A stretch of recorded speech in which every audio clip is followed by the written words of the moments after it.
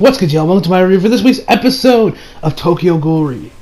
The second to last episode. There's one more episode left, and then that's the end of TG. The manga's finished, and there doesn't seem to be any. And it doesn't seem like we're getting to part 3 because Ashita said himself that he's burnt out with the series. I doubt we're probably not gonna get a re-adaptation from the anime anytime soon. But next week will be the final episode TG, and then. It's all over. I mean, granted, I still have the manga to read myself, but man, DG's almost over. Oh man, that's you guys know about those series now. Before we begin, got a quick announcement to make to you guys. You guys know my review of the episode where Chapter 125 was adapted. That video, I've checked recently, has over 400 views. Yes, you heard me right. Over 400 views. Damn, I am shocked that review did so well. I guess a lot of people wanted to know what I thought, because I was probably like one of the few people that's actually reviewing this series and actually enjoys it. I swear to God, I'm not the only person that's reviewing this series weekly. I'm sure there's others, but I swear Chibi ain't reviewing this, Faneva ain't reviewing this, nobody's talking about this other than your boy. I'm the only one that's being like, you need to watch that. That's over here, supporting this series. Anyway, so that was actually very, so thank you guys for that. That was, wow. That actually really surprised me. I was like, holy shit, this video has over 100 views. Holy shit, this video has 200 views. Jesus Christ, it has almost 400 views. Oh my God, it has 400 views. Jesus Christ. I was really shocked by that. I thought it was going to stop around 200, but no, that video keeps going up and up and up and up and up. Anyway, and also, 2 weeks ago, my review was over 40 minutes long. It was almost 40 minutes long. Last week was 30 minutes long, so curious how long this review is going to go on. If this will go on 30 minutes or not. We'll see. Have to wait and see. Anyway, so without further ado, guys, let us begin. So we start this episode off. We started in this underground area where we see this giant pillar which is the dragon Kakuja, and we got these little green pods in there where those ghoul zombies we saw are lying there. It kind of reminded me of that scene in the Matrix movies when Neo first wakes up and he's gets out of that little pod he's in. You see all this. It kind of reminded me of that, and it kind of reminded me of that scene. So we then head over back to Kimi and the guys there, and Kimi tells how the dragon Kakuja has started to become active again. And that more people are becoming ghouls thanks to that poison, and so they're like, okay, how long do we have? Because they have I think it was about 12 hours they have left before the dragon Kakuja becomes really active, and then everybody in Tokyo is gonna become a ghoul. So they're like, okay, well, if a ghoul went in there, that's probably still a little dangerous because while you are ghouls, you still have your limits. I mean, just look what happened to Psycho. I mean, she is technically a ghoul, I think. I don't know what you consider a Psycho a ghoul, but anyway. So Psycho's because she has at least she has a Kagane, ghoul eyes, so I guess she's technically a ghoul. But whatever the case may be, she look what happened to her. So and then Kage's I'll go. I should have a resistance to it, right? Since I was living inside that thing. And Kimi does some analysis on Kaneki's body. He's like, oh yeah, your RC cells are fine, so yeah, you can go. You'll be good. He's like, all right, I'll go. I'll take care of this. You guys, Kimi, you provide support. Everyone else, stay here. Back up the CCG. Then our boy Ayato shows up. He's like, I'll go with you too. And then Kaneki's like, oh hi Ayato, where the hell were you? He's like, oh yeah, I was busy investigating the monster underground. And then Toko's like, which at first I thought Toko was gonna say I'll come with you guys too, so that we'll get the TG holy TG Trinity, Batman, Wonder Woman, and Superman. This stuff's gonna be Kaneki, Ayato, and Toka. But now she's come back alive, no matter what. Usual stick. Lord help us, Lord help me, I'll help the God Kaneki does come back alive. Oh man, next week is the ending. Oh God, Ashita, please, for the love of God, leave Kaneki alone, please, let the man have some happiness. That's all I ask, Ashita. We'll have to wait and see what Joe Perriott does. Anyway, So they go. Those literally, we head over back to the CCG after everyone, and we see like this army of soldiers that all look the same. Because you can tell they're Frutas, man, and they low-key kind of have a resemblance to Kijima. Frutas, superior her mentor, his mentor, I should say. They kind of have a similar design, although less Leatherface like. They kind of like have that similar like suit like. So they're both all wearing suits. They all have similar faces. So yeah. Anyway, so they're coming up, and Nishiki and Skiyama, they take notice like, oh crap, we're gonna be attacked. So they get down there, and then we get like the shots of everyone getting ready. I really do the shots. So then we kind of have this battleground where you got all those soldiers, and then you got Juzo's guys. You got Hinami. Wait, Hinami's actually on a roof. I'll talk about Hinami. I love that Period put this in there because I love that they put this in, and I love how Period did it. So you got Hinami there. You got you got Amon with Akira. She has her hair up this time. Fine, she has her hair back up, and you got Nishiki. All the guys, they're all suiting up, ready to go to take down these guys. We then head over back to this rooftop where we see Uta, the priest, and Yuri. They're chilling on top of some rooftop, being like, "Oh man, shit's about to hit the fan over there. We better hurry up." So then go back to all the guys, making quick work of these guys. They're like, well, yes, they may have numbers. They're definitely not that powerful. They, Juzo and the others, Nishiki, Yomo, Jesus Christ, their names are slipping my mind for some reason. They're making quick work of these guys. Skiyama's doing his thing. I think he starts speaking French, or he'll stop with like turning these guys into like some French dish or something. I don't know. So they're in quick work with these guys. Then they hear like the sound that Nishiki says sounds like a flute. Doesn't sound like any flute I know. And then from there, the owl jumps in. And then so we got I forget the dude's name. He's like, okay, Ukaku's give him hell, man, give him hell. And then they all start firing their guns. And then Juzu comes in there, decapitates there, slices it in half. We see then the body's exposed. We see it's actually Eto in there. It looks like Eto's body. It has bandages and everything, but her head is missing. Instead, there's a cross. There's a cross where her head should be. So she's always being controlled by the priest, or at least whatever's left of her corpse. We then over to Kaneki. He is with Ayato. They're making their way over to the root, or to like the new signal, like the core. That was the word I was looking for. Core, the new core. That I'm assuming that's how this the Dragon Kakuja is still running. So they get over. So they make their way there, and Kaneki first starts seeing Rize. A couple times he feels her presence in here. I guess I feel like it might have something to do with like just from the fact that maybe because of the fact that Kaneki's Kagane is ripped straight from Rize. Like I said, they just transplanted her. Dr. Kano transplanted her organs into Kaneki, and because this Kakuja is so large and it's so large. I think that's why I feel in her presence because it's so large. I think it also because they have these little like pods in there with like those between those like Kagane zombies. I literally can't think of a better word to describe them other than Kagane zombies, but I think that's maybe why he said Rize or something. Anyway, we start climbing up. Kimi is giving support on she's like on her computer telling yo guys gotta please hurry. I'm starting to get like a big signal around here. So they start climbing up, and then the thing starts awakening. The pods start cracking, and the guys come out. Kaneki and Ayato jump off there, and then the guys start coming down. Ayato tells them Kaneki to get out of here. I'll take care of these guys. You guys go. You gotta go ahead. No one can replace you. So go. Don't waste your time with these guys. I'll do this. Go. Then after Kaneki reluctantly leaves, we are then headed over back to the battlefield. Nishiki actually calls Hide and the intercom, like, "Hey man, I heard something right before the owl show that sounded like a flute. Is that have anything to do with it?" He's like, "A melody to a flute." Oh my god! He's like, "Hey, can I see a map?"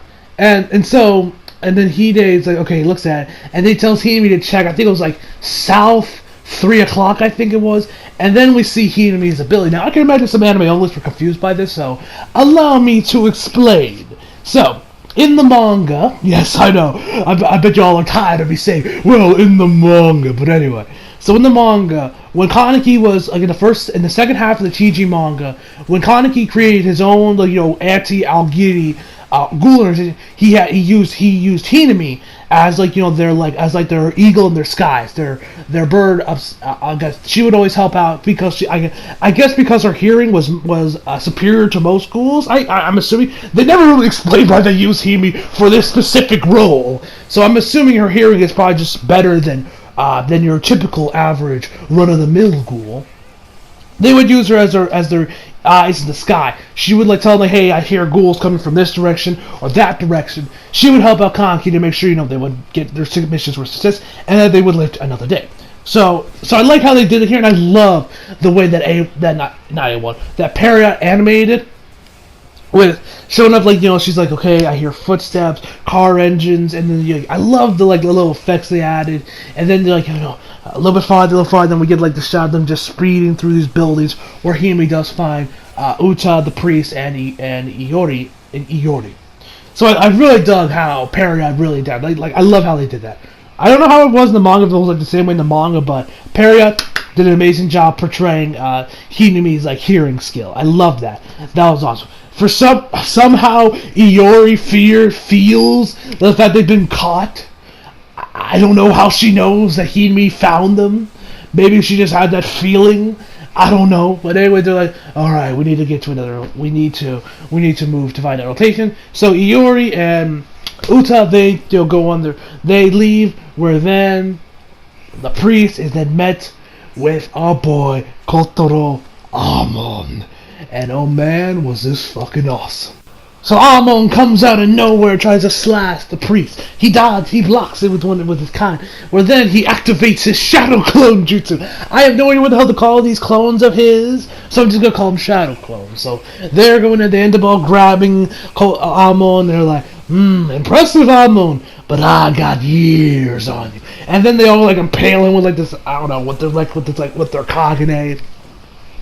We then go over to Uta and Iori, where they are then met by our boy Yomo. And so those two end up going at it. We find out that apparently, and actually Uta is more predominantly on the offense here. He's he's putting the hurt on Yomo.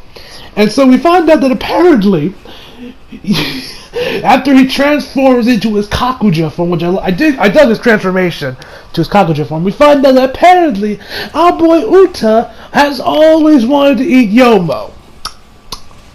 Why, you may ask? I don't know. This wasn't in the manga. I was like, what? Why?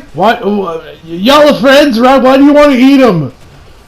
Somebody please explain this to me, please. But anyway, so then they're going at it. Yomo ends up landing on this pole. Uta comes after him. Yomo dodges it and then hits Uta with Finn Balor's finisher, the coup de grace, impales him on a pole, and he's like, bro, we've been adults for a while now. We can't just keep fooling around. And I love Yomo says, or not Yomo, Uta says, but it's so lonely, Renji. So then he's on the ground and he's like, well, guess it's the end of it now. I couldn't change, but the world around me kept changing. And then our boy Yomo is like, hey man, if your desire is to eat me, then you could try again another day. We're friends, man, and I don't care how much trouble you cause. If you want to eat me, eat me! Eat me! And then our boy Yomo is like, oh hey, you want a piggyback ride? And then they kind of start laughing, they were just a little playful wrestling. Not that they were just trying to kill each other 5 seconds ago. My mind is boggling right now. Like I said, I've read the manga, and volume 12, a majority of that volume was focused on Yomo and Renji, Yomo and Uta's relationship, their friendship. But someone please explain what the hell's going on. Like, why are they? Whatever the case may be, that was weird. I was like, what? Huh? I'm lost. Anyway, so after that, we then get back to our boy Amon, who's against Amon against the priest. So Amon's trying to face off against these 3 shadow clones. The numbers game is really getting to him. They keep landing hits after hits after hits after him. And we get into a monologue while he's trying to take care of these 3 guys. He says, that I have felt nothing but hatred towards you, and yet I kept ignoring it. This world is being wrapped by. And Ryan's like, he manages to dodge through all 3 of them, and trying to dodge all 3 of these guys. I thought he managed to get to the real Dantio, but then he gets a shield in front of him. It's just I'm one of the ones that were rapping it. So he's pressing against the shield, and then there's lightning flashing everywhere. He then transforms his little staff. I don't even know. I don't know if this is Kakuja or whatever. I don't even know if the man even has a Kagane. Is this staff his Kagane? Whatever. Anyway, transformer breaks the shield. He cuts him in half, leaving nothing but his head, his neck, and but I don't even know the top part of his body, literally the neck, and then the top part, right on top of his biceps. I think, I don't know. I'm not a body expert, but right on top there, and he just falls to the ground after slapping. He's like, Dantio Poda is the villain you've always think he is. No matter how many people die, how many lives are lost, how many people get turned to ghouls, I give 0 fucks.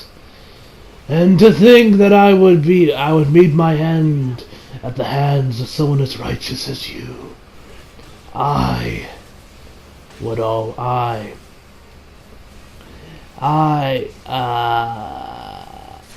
not have asked for a better fate there. I was like, oh, what did he say? I was forgetting the line bit. And actually, right before he stabbed him, he said, Kotaro Amon says, I've always loved you. Oh my god, Ashida, come on, man, come on. Oh my god, the emotion of Tokyo Ghoul. One of the main reasons why I love this scene. And so he's he starts laughing to himself, and then our boy Kotaro Amon says, the donuts you made, they were good. On cold nights, you would fix my blankets. When the dog we had died, you made a grave for him in the mountains out back. And Dantio's like, I killed everyone behind your back, remember? Can you still find this nostalgic? Of course I can. No matter how much I try to forget, no matter how much I try to hate you, those days are so important to me that I can hardly bear it. And then he starts crying. The music, my god, the voice acting was fucking amazing. I love the voice acting this week. Oh my god, the music! The composer did a phenomenal job this week. And, he starts crying and says, what is wrong with a son loving his father? Oh! Ashida! My man! Come on, man! Come on! Oh, man, those emotions, man, the TG so emotional. I mean, I didn't start crying or nothing, but I was like, that was a total hospital delivery. I was like, oh my god, come on, Ashida, come on, man, come on. Anyway, and then Dantio was like, Father, class. He starts laughing, but then you start seeing tears come up in his eye, and he starts crying too. He eventually dies. The cross on top of Eto's head disappears, and the Kakuja, the owl is just left there. Then we see a bunch of those other clone guys show up. He's like, all right, round 2. We then head over back to Kaneki, who was walking, and then where he's then met by Fruta. Kaneki is like, oh, hey, Kaneki, hey, how are you, buddy? How are you? Glad to see you're still alive. So Kaneki's like, all right, let's get this shit over with. So he takes off his gas mask. He takes off his backpack, gets out his ghoul eye, turns on. And I like what Fruta says, alright, he gets out this, he looks like it's like a sword on him. And he's like, alright, I should warn you, I'm actually rather strong, surprisingly. And then we end the episode with Kaneki cracking his fingers just like Jason. Ooh. Now, next week is the final episode. Looks like the Fruta versus Kaneki is probably going to take up the bulk of the episode. Now, I am definitely curious about this episode, because I have heard from manga readers, more or less just chibi, that apparently, fans, that the ending was kind of controversial. People thought, it wasn't that great, or it could have been better. Now, granted, we learned that the ending, the way it ended the way it did, however it ends, was because, like I said, Ishida was just burnt out with the series, and, he was probably just like, I just want to end this already. So, now, me personally, here the manga was just burnt out. It's much better than, like, say, something that happened with, like, Kubo, who I swear was probably Shoujo probably made him end Bleach just out of his health. Because, like I said, torn ligament in his right arm, Kubo wasn't feeling that great. I mean, nowadays, the man looks a lot better now, but, yeah. Now, could Peria take this opportunity to perhaps fix the ending, make additions to it, maybe had a Ishida help him out, hey man, how would you have edited it? I'm not going to expect that, because this is indeed Period.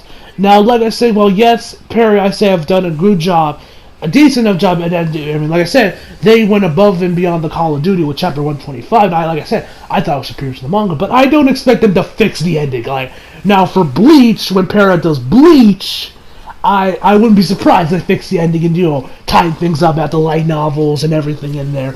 Like, probably as Kubo has a major involvement of the series. That's what I'm assuming is going to happen with Bleach, but with TG, that's probably a different story. Now, I don't know how much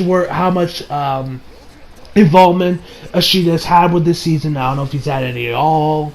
If I had to guess, he probably hasn't had much involvement other than probably maybe giving the okay about the character designs and everything. So I don't think Period's probably going to go out of their way to fix the ending to something that maybe the fans probably that was probably better off than what Shia originally wanted to go with, but he couldn't because, like I say, he's burnt out, or maybe the fan that pleases more the fan base. I do not expect that, because as much as I do say Period probably gets a bad rap for the TGM, because I still think they've done a good job on themselves. I think the Soa Chat 125 was probably like a one-time thing. I don't think they're going to do that again. Now, if they do that again, congratulations. I love them. Great on you, Period. But we'll have to wait and see about the ending, because I'm curious about it. I'm gonna stay optimistic and keep an open mind about it, because I'm sure the ending's still decent enough. But we'll have to wait and see. Hopefully, our boy Kanki's still alive and breathing, and then he got him, Toka, and their daughter or son. I don't even think we know the gender yet, the baby yet. Live happily ever after. Hopefully. If Ishida isn't feeling if Ishida isn't feeling like an asshole, that when you wrote that chapter. Anyway, so overall, give this episode a 10 out of 10. So hope you all enjoyed the video. Leave a like if you did. Subscribe if you're new. Follow me on Instagram if you feel like it. Links down in the description box below. As always, come back for more. See you guys next time.